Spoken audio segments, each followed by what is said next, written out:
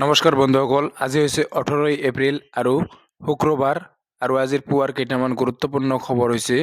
প্ৰথমটো খবৰ হ'ল কংগ্ৰেছ লৈ বীৰ লাচিত সেনাৰ ঘিলামৰা আঞ্চলিক সমিতিৰ নেতৃত্ব। কংগ্ৰেছ লৈ বীৰ লাচিত সেনাৰ ঘিলামৰা আঞ্চলিক সমিতিৰ নেতৃত্ব। বীৰ লাচিত সেনা অসমৰ ঘিলামৰা আঞ্চলিক সমিতিৰ শীৰ্ষ নেতৃত্বই বৃহস্পতিবাৰে ভাৰতীয় জাতীয় কংগ্ৰেছ দলত যোগদান কৰে। দলটোৰ আদৰ্শ আৰু দায়বদ্ধ নীতিৰ প্ৰতি আকৃষ্ট হৈ ঘিলামৰা আঞ্চলিক সমিতিৰ সভাপতি গোবিন্দ হাজৰিকা আৰু সক্ৰিয় সদস্য নিতু শইকীয়াই ঘিলামৰা ৰাজীৱ ভৱনত উপস্থিত হৈ ভাৰতীয় জাতীয় কংগ্ৰেছ দলত আনুষ্ঠানিকভাৱে যোগদান কৰে। এই যোগদান কাৰ্যসূচীত অসম প্ৰদেশ কংগ্ৰেছ সমিতিৰ মুখপাত্ৰ ডক্টৰ সুৰজিৎ দলে 15/1 নং ঘিলামৰা জিলা পৰিষদৰ ভাৰতীয় জাতীয় কংগ্ৰেছ দলৰ মনোনীত প্ৰাৰ্থী দেৱজিৎ হাজৰিকা, ঘিলামৰা ব্লক যুৱ কংগ্ৰেছৰ ভাৰপ্ৰাপ্ত সভাপতি বিকাশ কোচ আৰু ঘিলামৰা মণ্ডল যুৱ কংগ্ৰেছৰ সভাপতি পূৰ্বান্য বুঢ়াগোহাঁইৰ উপস্থিতিত কংগ্ৰেছ দলত যোগদান কৰে। দুই নেতাই সাম্প্ৰতিক ৰাজ্যৰ ৰাজনীতিত শাসক দলৰ তুগলকি শাসন ব্যৱস্থা, স্বেচ্ছাচাৰী নীতি আৰু হিতাধিকাৰী সৰ্বস্ব পৰিকল্পনাৰ বিৰুদ্ধে সোচ্চাৰ হৈ দুই নেতাই এখন সুস্থ স্বচ্ছ জনদায়বদ্ধ সমাজ গঢ়াৰ ক্ষেত্ৰত কংগ্ৰেছ দলে অগ্ৰণী ভূমিকা গ্ৰহণ কৰিব বুলি পতিয়ন হৈ গৈ এই দলটোত যোগদান কৰা বুলি মন্তব্য কৰে নৱাগত নেতৃত্বই। সমৰ্থক সহ দলটোত যোগদান কৰা নেতৃত্বক কংগ্ৰেছৰ ৰাজ্যিক নেতা ডক্টৰ দলেয়ে ফুলাম গামোচা আৰু দলীয় বস্ত্ৰৰে আদৰণি জনায়। পৰৱৰ্তী খবৰ, হাগ্ৰামা মহিলাৰীক কঠোৰ সমালোচনা প্ৰমোদ বড়োৰ।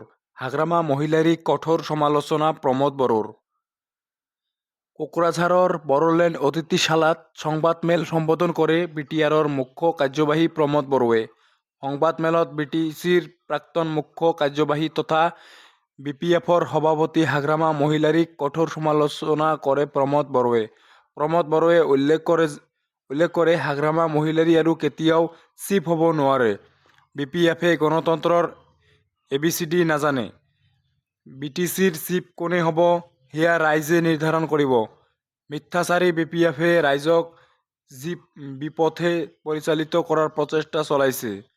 বিপিএফ দলৰ 17 বছৰীয়া শাসনকালত কেৱল বন্দুক বাৰুদ, হত্যা হিংসাৰ সন্ত্ৰাসময় সময় আছিল। আমাৰ দিনত শান্তি প্ৰতিষ্ঠা হৈছে, এয়া আমাৰ সফলতা বুলি সদৰি কৰে প্ৰমোদ বড়োৱে। প্ৰমোদ বড়োৱে লগতে কয়, হাগ্ৰামাৰ পাপ মোচন আমি কৰিব লগা হৈছে। দুৰ্নীতিত জড়িত হৈ ধন চপোৱা বিপিএফ নেতাসকলে নিৰ্বাচন খেলিবলৈ এতিয়া মাটি বিক্ৰী কৰি আছে। আড্ডা মাৰিবলৈ সময় পোৱা হাগ্ৰামা মহিলাৰীয়ে সদনত আহিবলৈ সময় নাপায়। ইফালে ৰঞ্জন দৈমাৰীৰ সন্দৰ্ভতো মন্তব্য প্ৰদান কৰে প্ৰমোদ বড়োৱে। প্ৰমোদ বড়োৱে উল্লেখ কৰে, গোচৰ উচ্চতম ন্যায়ালয়ত বিচাৰাধীন হৈ আছে। 58 জন কাৰাৰুদ্ধ প্ৰাক্তন NDFB সদস্য মুকলি হোৱাৰ পথত। পৰৱৰ্তী খবৰ, কংগ্ৰেছত 3গৰাকী জিলা পৰিষদৰ প্ৰাৰ্থীৰ মনোনয়ন পত্ৰ প্ৰত্যাহাৰ কৰি বিজেপিত যোগদান। কংগ্ৰেছৰ 3গৰাকী জিলা পৰিষদৰ প্ৰাৰ্থীৰ মনোনয়ন পত্ৰ প্ৰত্যাহাৰ কৰি বিজেপিত যোগদান।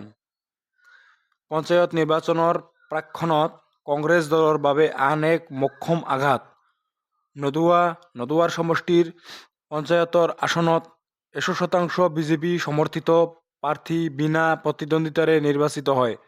বৃহস্পতিবাৰে কংগ্ৰেছ দলৰ মনোনীত 3গৰাকী জিলা পৰিষদৰ প্ৰাৰ্থীয়ে মনোনয়ন পত্ৰ প্ৰত্যাহাৰ কৰি বিজেপি দলত যোগদান কৰে। নতুনকৈ বিজেপি দলত যোগদানকাৰীসকলক বিধায়ক পদ্ম হাজৰিকাই দলীয় প্ৰতীক সম্বলিত টুপী আৰু গামোচাৰে দললৈ আদৰণি জনায়। মনোনয়ন পত্ৰ প্ৰত্যাহাৰ কৰা প্ৰাৰ্থী কেইগৰাকী হ'ল ক্ৰমে চাৰিদুৱাৰ জিলা পৰিষদৰ পুষ্পা চেত্ৰী, জামুগুৰি জিলা পৰিষদৰ দেৱাশীষ শইকীয়া আৰু মুৰাদল জিলা পৰিষদৰ ববিতা ভট্টৰায়। মনোনয়ন প্ৰত্যাহাৰ কৰি কংগ্ৰেছ দলৰ নেতা কৰ্মীক তুলা ধনা দিয়ে জিলা পৰিষদৰ প্ৰাৰ্থীসকলে। পৰৱৰ্তী খবৰ, পঞ্চায়ত নিৰ্বাচন ভিন্ন প্ৰান্তত বিনা প্ৰতিদ্বন্দ্বিতাৰে নিৰ্বাচিত হ'ল কেইবাগৰাকীও প্ৰাৰ্থী। পঞ্চায়ত নিৰ্বাচনৰ মনোনয়ন পত্ৰ প্ৰত্যাহাৰৰ অন্তিম দিনটোত হাজোৰ দিনুখুৰা কেতকীবাৰী গাঁও পঞ্চায়তত বিনা প্ৰতিদ্বন্দ্বিতাৰে বিজয়ী হ'ল দুগৰাকী প্ৰাৰ্থী, যাৰ বাবে নৱ গঠিত কমলপুৰ সমষ্টিৰ অন্তৰ্গত উখুৰা কেতকীবাৰী গাঁও পঞ্চায়তত উৎসাহৰ ঢল দেখিবলৈ পোৱা গৈছে।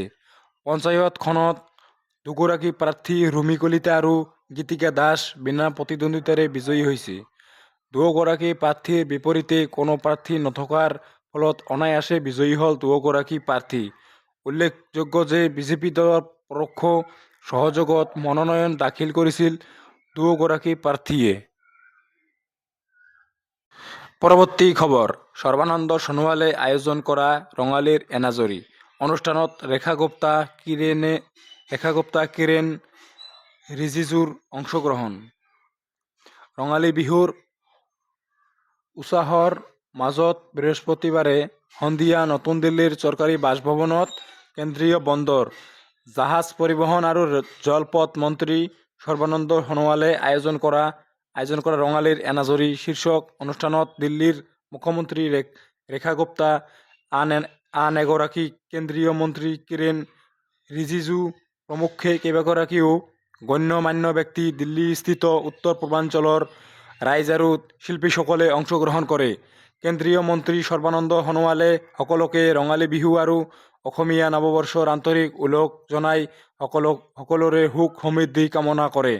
অসমৰ জনপ্ৰিয় কণ্ঠশিল্পী নীলোৎপল বৰা, সুৰেখা চেত্ৰী, জ্যোতিমালা বুঢ়াগোহাঁইকে ধৰি কেইবাগৰাকীও শিল্পীয়ে সংগীত অনুষ্ঠান পৰিৱেশন কৰি ৰঙালীৰ এনাজৰী শীৰ্ষক অনুষ্ঠানটি মুখৰিত কৰি তোলে। অনুষ্ঠানত দিল্লীৰ মুখ্যমন্ত্ৰী ৰেখা গুপ্তাই কেন্দ্ৰীয় মন্ত্ৰী সৰ্বানন্দ সোণোৱালক এই সুন্দৰ বিহুৰ আয়োজনৰ বাবে ধন্যবাদ জনাই আৰু সদৰি কৰে। ৰঙালী বিহুৱে সমন্বয়, সম্ভাৱনাৰ বতৰা কঢ়িয়াই জনজীৱনলৈ নতুন উৎসাহৰ বতৰা আনিছে। ভাৰতীয় সংস্কৃতিৰ এক অবিচ্ছেদ্য অংগ ৰঙালী বিহুৱে সকলোৰে জীৱন ৰঙীন কৰি তোলক আৰু একতাৰ বান্ধোন সুদৃঢ় কৰি প্ৰগতি আৰু সমৃদ্ধিৰ ন-বাটেৰে আগুৱাই যাবলৈ সকলোকে উদ্বুদ্ধ কৰক, তাৰেই কামনা কৰিলো। ভাৰতীয় সংস্কৃতিৰ বিবিধতাৰ মাজতে আছে ঐক্যৰ প্ৰতিচ্ছবি, সমন্বয় সুৰ।